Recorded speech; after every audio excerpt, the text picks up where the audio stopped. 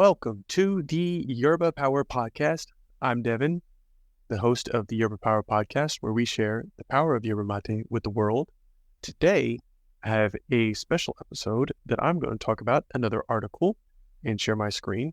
In this episode, we're going to call Yerba Mate South America's Beverage of Champions. And I have an article from the BBC that was recently shared that I want to talk about. So let me share my screen with you. You're listening on the podcast right now. Just letting you know, this video is on YouTube. If you want to click and watch this on YouTube, you can, or later, whichever you prefer. Don't forget to subscribe as you do. And either way, whether you're listening or watching this on YouTube, I'll put everything, the links and such in the description below, and you can find everything there. So let's get to the article. From the BBC, written by Suchi Rudra, and on November 9th, 2023. So this is about a few weeks ago. Got a lovely picture of some yerba mate there. And it talks about why soccer players, footballers, such as Lionel Messi, or Messi, as we all know him as if he's one of our friends. Maybe he'll be on the podcast one day, and then we will know him. And this person goes into Buenos Aires and talks about the story of sharing yerba mate and where it comes from, explaining it that a light green liquid through a metal bombilla straw that pour over water, consumed in Argentina, Uruguay, Paraguay, Brazil, as well as Syria and Lebanon. Pronounced mate, not mate. Hot water, ideally at 75 degrees Celsius, 165.7 Fahrenheit, not to burn leaves. So I personally drink a little bit lower than that, but when they say burn the leaves, it's not going to burn like fire, but it's going to, the extracting of the yerba from it, it'll make it to not really infuse as well. That's what they mean when kind of like burn the leaves. Until you hear the ruidito, the like noise from drinking yerba mate. It talks about that, and adding lemon or orange peel or mint, verbena, which I think is another type of like lemon mint, lemongrass or something, I think, similar. Controversially, add sugar or honey, coffee powder, or even whiskey, which I've not heard about whiskey, but sugar and honey or stevia as well. And this features Karla Johan, a mate sommelier from Misiones, Argentina.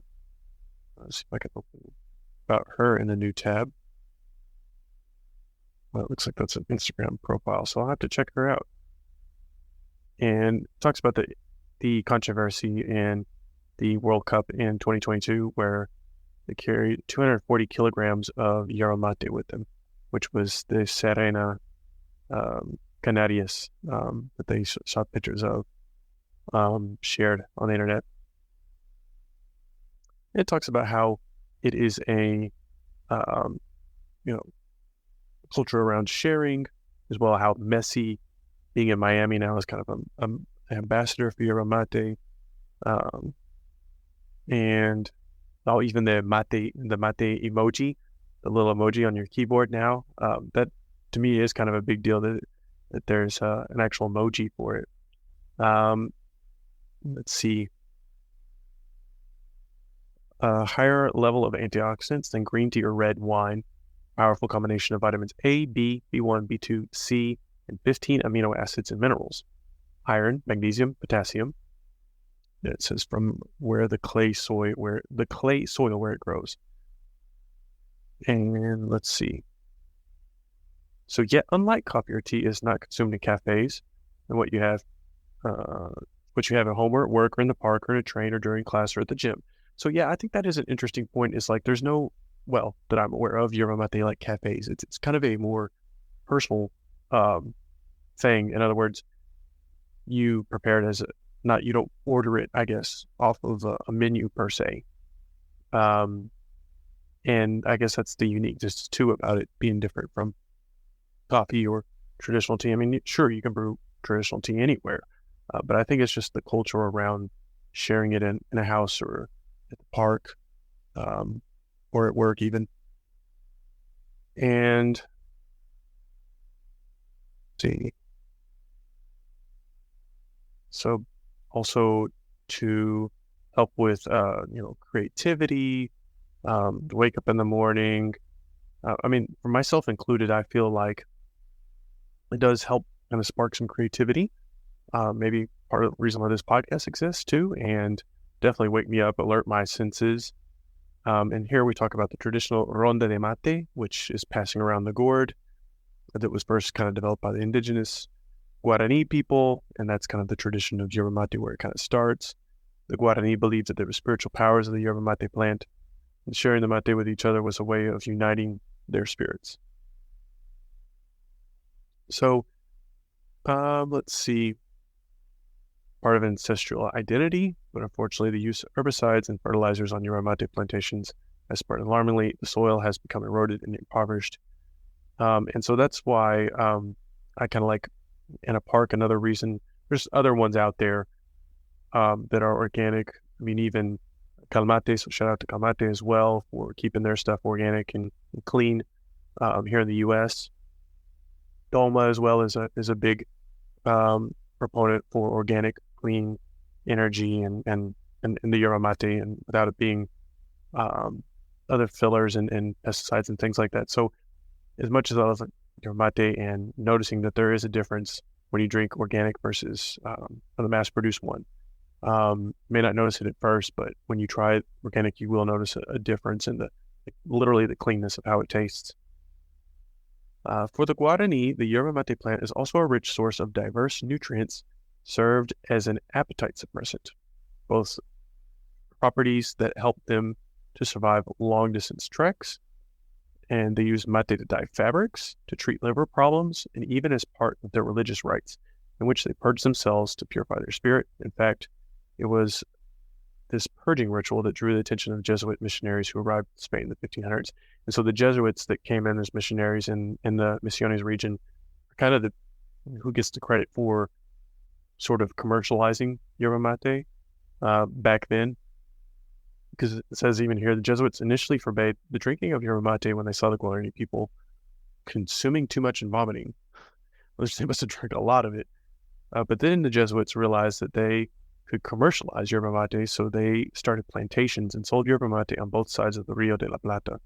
So that means the Rio de la Plata, like it's the name of the river, kind of why Argentina gets its name, argent or silver.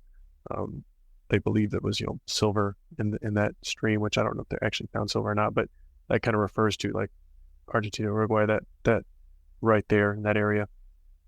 So which now includes Buenos Aires City and the western coast of Uruguay, into Bolivia, Peru, and southern Chile.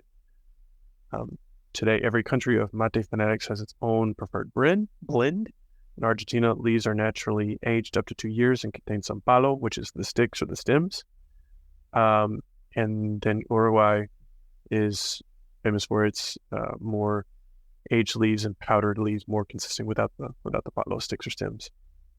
Here's a picture of, let's see, Para, going out there, the mate producers. So give credit where it's due when you're watching this video.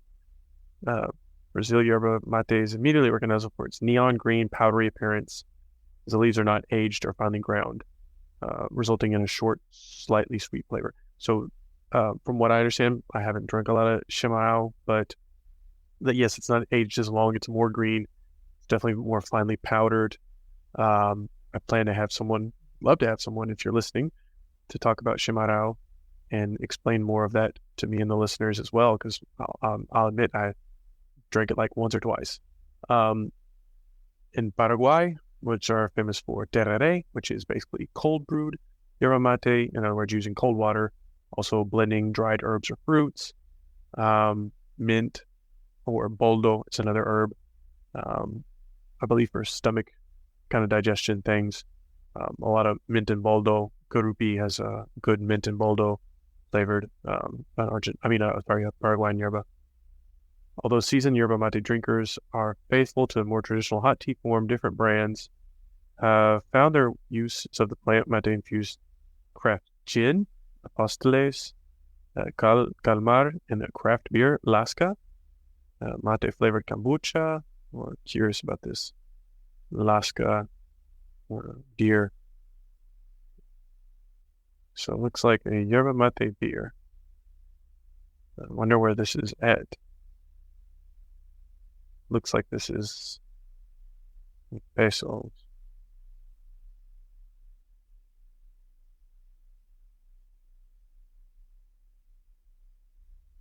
Looks like they sell their own yerba as well.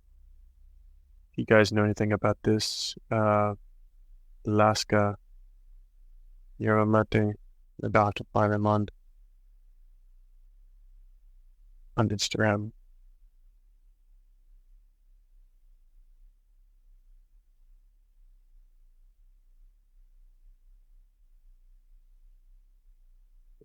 Craft gin, Stoles.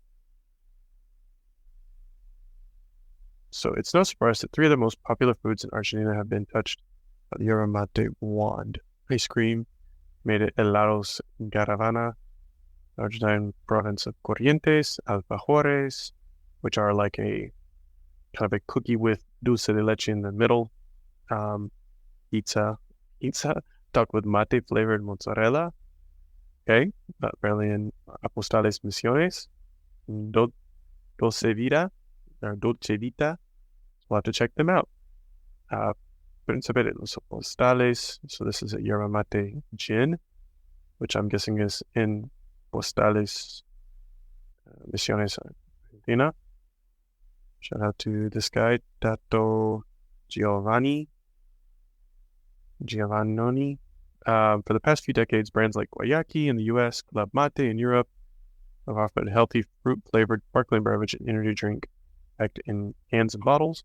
Now several Argentine brands like Yara and Yassi interpretation mate in their own backyard.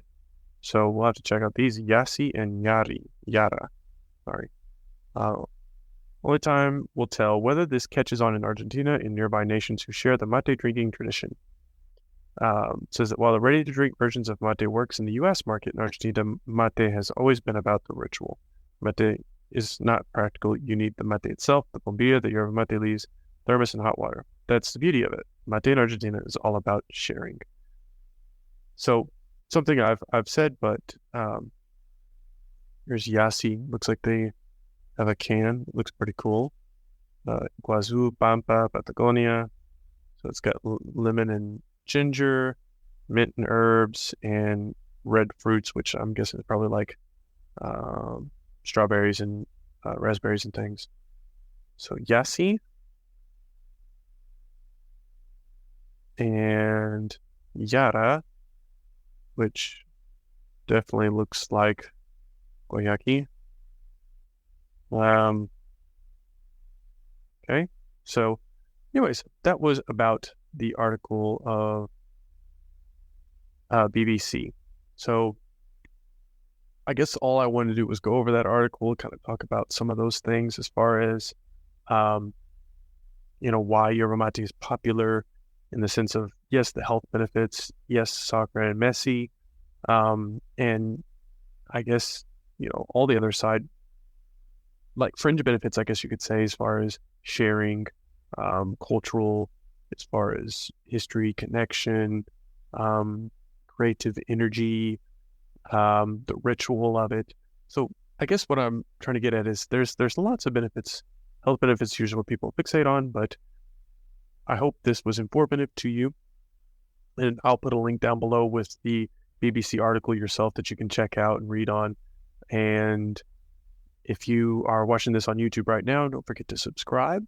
I hope to put more frequently videos on here as well, and to be informative to help share the power of yerba mate with the world in this format, as well as those listening on the podcast. Thank you so much for supporting me and making this dream even possible, which to be able to share my love and passion for yerba mate in this format is just bonkers and so much fun, though.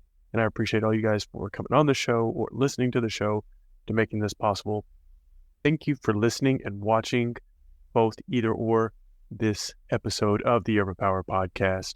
If you liked it, make sure you let me know. Write in the comments below or share with a friend. Or I have a new cool thing you can do, which is send me a voice message. I'll put the link below. It's called SpeakPipe. You can click on that link and you can send me a voicemail, which give me your comments, feedbacks, whatever you have, questions, anything. I'll feature it in the next podcast episode because I want to hear from you guys and get the community involved. So leave me a message with SpeakPipe, which I'll put in the link below. Send me a message and I'll put you in the next Yerba Power Podcast episode. Thank you all and have a wonderful day.